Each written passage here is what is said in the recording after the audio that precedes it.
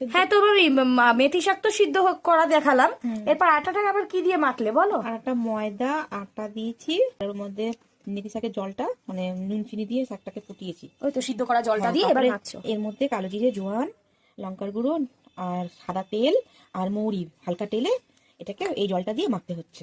ও আচ্ছা, এটা দিয়ে একটা শক্ত ডো তৈরি করব। হ্যাঁ। আচ্ছা, তো ঠিক আছে, দেখতেই পাচ্ছেন মাখাটা তো আপনাদেরকে দেখিয়েই দিলাম যে কি দিয়ে কি মাখার পরে একটু হাতে তেল নিয়ে ডোটাকে ভালো করে মাখিয়ে তারপরে যখন লেচি কেটে কেটে, যেমন তুমি রুটি শেপও করতে পারো, পরোটা শেপও করতে পারো, তোমার যেটা ইচ্ছা। তুমি সাদা তেল ঘি যা দিয়ে পারো তুমি ভাজতে পারবে। আচ্ছা ঠিক আছে, তো দেখতেই পাচ্ছেন ডো বানানো হচ্ছে। এরপর মেথি শাকের পরোটাটা ভাজা আপনাদের সাথে শেয়ার করবো, আপনাদের সাথে লাস্ট মঞ্চুরিয়ান আর করবো সোয়া চিলি বা সোয়া মঞ্চুরিয়ান। এই দেখুন সোয়াবিনটা নুন জলে সিদ্ধ করে রেখে দিয়েছি, সরি সিদ্ধ না ভিজিয়ে রেখে দিয়েছি।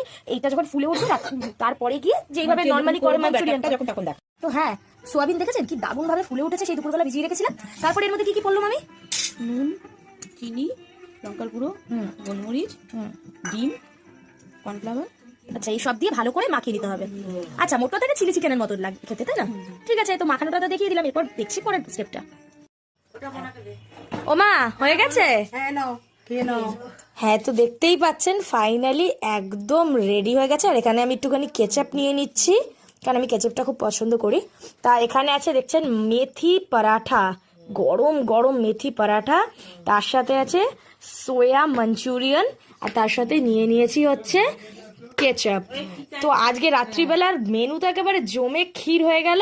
তা যেইটুকুই, টাটা।